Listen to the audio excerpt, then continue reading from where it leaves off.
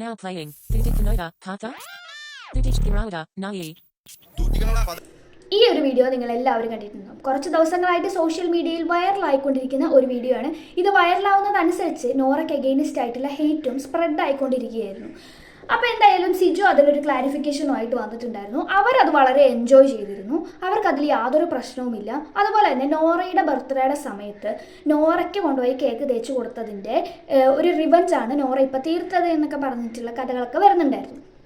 എന്തായാലും ഈ വീഡിയോ ആദ്യമായിട്ട് കണ്ട സമയത്ത് എനിക്കിത് തീരെ ഇഷ്ടപ്പെട്ടില്ല. ഇതിൻ്റെ പിന്നിൽ എന്താണ് റിവഞ്ച് എന്നോ കാര്യങ്ങളെന്നോ ഒന്നും എനിക്കറിയില്ല.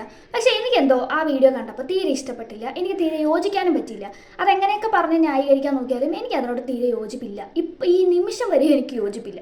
എന്തായാലും ഈ ഒരു വൈറൽ വീഡിയോ കണ്ടിട്ട് ദിയ കൃഷ്ണ ഒരു സ്റ്റോറി പോസ്റ്റ് ചെയ്തിട്ടുണ്ടായിരുന്നു. അവരുടെ ഭർത്താവിനോടാണ് ആരെങ്കിലും ഇങ്ങനെ ചെയ്യുന്നതെന്നുണ്ടെങ്കിൽ പിന്നെ കേക്ക് കഴിക്കാൻ അവരുണ്ടാവില്ല എന്ന് പറഞ്ഞിട്ട് ഒരു സ്റ്റോറി പോസ്റ്റ് ചെയ്തിട്ടുണ്ടായിരുന്നു. ഇതിപ്പോൾ ദിയ കൃഷ്ണ സ്റ്റോറി പോസ്റ്റ് ചെയ്തത് കൊണ്ടാണോ എന്ന് എനിക്ക് മനസ്സിലായില്ല. ഈ നോറയ്ക്ക് എതിരായിട്ടുണ്ടായിരുന്ന നെഗറ്റിവിറ്റി മുഴുവൻ അല്ലെങ്കിൽ ഹേറ്റ് മുഴുവനും കൂടെ ദിയ കൃഷ്ണയ്ക്ക് എഗെയിനിസ്റ്റായി. ഇവർക്ക് മാത്രമുള്ളൊരു ഭർത്താവ് എന്നൊക്കെ പറഞ്ഞിട്ട് പല ആളുകളും ഇവർക്ക് എഗെയിനിസ്റ്റായി. സത്യത്തിൽ ഈ നോറ ഇതൊരു റിവെഞ്ചിൻ്റെ പുറത്ത് ചെയ്തതാണ് എന്നുള്ള കാര്യവും അതുപോലെ തന്നെ ഇവരിത് വളരെ എൻജോയ് ചെയ്തൊരു മൊമെൻറ്റുമാണ് എന്നുള്ള കാര്യങ്ങളൊന്നും പുറത്തുനിന്ന് കാണുന്ന ഒരാൾക്ക്, ഈ ഒരു ചെറിയ പീസ് ഓഫ് വീഡിയോ കാണുന്ന ഒരാൾക്ക് മനസ്സിലായിക്കൊള്ളണമെന്നില്ല. ഞാൻ ആ വീഡിയോ കണ്ട സമയത്ത് എനിക്ക് തോന്നിയത് ആ ചെറുക്കൻ്റെ പെണ്ണിൻ്റെ മുഖത്ത് അത്ര സന്തോഷമോ അതോ ഇത് എൻജോയ് ചെയ്തതായിട്ടുള്ള ഭാവവ്യത്യാസങ്ങളോ ഒന്നും ഞാൻ ആ വീഡിയോയിൽ കണ്ടില്ല. അപ്പോൾ എനിക്ക് തോന്നിയത് അവർക്കും ഇത് ഭയങ്കര അൺകംഫർട്ടബിളായി, അയ്യോ അങ്ങനെ ചെയ്യരുതായിരുന്നു എന്ന് തന്നെയാണ് എനിക്ക് തോന്നിയത്. എനിക്ക് ആ വീഡിയോ ഇഷ്ടപ്പെട്ടില്ല. അപ്പോൾ അത് തന്നെയാണ് പുറത്തുനിന്ന് കാണുന്ന ഓരോ ആളുകൾക്കും തോന്നുന്നത്. അപ്പോൾ അവരവരുടെ ഒരു അഭിപ്രായം പറഞ്ഞുകൊണ്ട് ഒരു സ്റ്റോറി പോസ്റ്റ് ചെയ്തു എന്ന് ദിയ കൃഷ്ണ ഇപ്പോൾ ഒരു അപരാധം ചെയ്തതുപോലെയാണ് പല ആളുകളും അവരുടെ ഈ ഒരു സ്റ്റോറിക്ക് എഗെയിനിസ്റ്റ് ആയിട്ട് ഒഫൻഡറായിട്ട് തന്നെ റിയാക്ട് ചെയ്തുകൊണ്ടിരിക്കുന്നത്. അതൊട്ടും ശരിയായിട്ടുള്ളൊരു കാര്യമായിട്ട് എനിക്ക് തോന്നിയില്ല. അവരുടെ അഭിപ്രായമല്ലേ അവർ പറഞ്ഞത്. പെട്ടെന്ന് ഈ ഒരു വീഡിയോ കാണുന്ന ഒരാൾക്ക് അതിൻ്റെ ബാക്ക്ഗ്രൗണ്ടിൽ എന്ത് നടക്കുന്നു എങ്ങനെയാണെന്നൊന്നും അറിയില്ല. കാണുമ്പോൾ എന്താണോ അവർക്ക് തോന്നിയത് ആ ഒരു കാര്യം അവരൊന്ന് പറഞ്ഞു എന്ന് മാത്രം. ദിയ കൃഷ്ണയുടെ ആ ഒരു അഭിപ്രായത്തോട് എനിക്ക് വിയോജിപ്പൊന്നുമില്ല.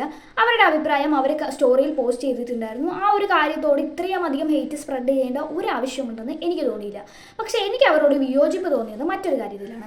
സായി കൃഷ്ണയും അവരുടെ വൈഫും കൂടെ കിസ് ചെയ്യുന്ന ഒരു വീഡിയോ വന്ന സമയത്ത്, അതും ഇതേ ഫംഗ്ഷനിൽ വെച്ച് തന്നെയാണ് ആ വീഡിയോ വന്ന സമയത്ത് അതിൻ്റെ അടിയിൽ ഒരു കമൻറ്റ് വന്നിട്ടുണ്ടായിരുന്നു. കുള്ളൻ എത്തുന്നുമില്ല എന്ന് പറഞ്ഞിട്ടൊരു കമൻറ്റ് വന്നിട്ടുണ്ടായിരുന്നു. ആ ഒരു കമൻറ്റിൻ്റെ അടിയിൽ വന്നിട്ട് ഇവർ ചിരിക്കുന്ന കുറേ സ്മൈൽ ഇട്ടിട്ടുണ്ടായിരുന്നു. ഈ ഒരു കാര്യം ചെയ്തതിനോട് എനിക്ക് തീരെ യോജിപ്പില്ല. കാരണം ഇവർ സ്വയം പറയുന്ന ഒരു കാര്യമാണ് ഇവരൊരു ഇൻഫ്ലുവൻസർ ആണ് എന്നുള്ള കാര്യം. അപ്പോൾ ഇങ്ങനെയുള്ള പ്രവർത്തികൾ ചെയ്യുന്ന ആളുകൾ എങ്ങനെയാണ് മറ്റുള്ളവർക്ക് ഒരു ഇൻഫ്ലുവൻസർ ആവുന്നത്? അതിനോട് എനിക്ക് തീരെ യോജിപ്പില്ല. ഒരു ബോഡി ഷേമിങ്ങിനെ സപ്പോർട്ട് ചെയ്യുന്ന തരത്തിലുള്ള ഒരു സംസാരമായിട്ടാണ് എനിക്ക് തോന്നിയത്. അതിനോട് എനിക്ക് ശക്തമായിട്ടുള്ള വിയോജിപ്പുണ്ട്. അവരങ്ങനെ പറയരുതായിരുന്നു. സ്വയം ഇൻഫ്ലുവൻസർ ആണ് എന്ന് പറയുന്ന ഒരാൾ തീർച്ചയായും അങ്ങനെ പറയരുതായിരുന്നു. മറ്റുള്ളവർക്ക് ഇൻഫ്ലുവൻസ് ചെയ്യാൻ പറ്റിയ കാര്യങ്ങളാണോ അതൊക്കെ?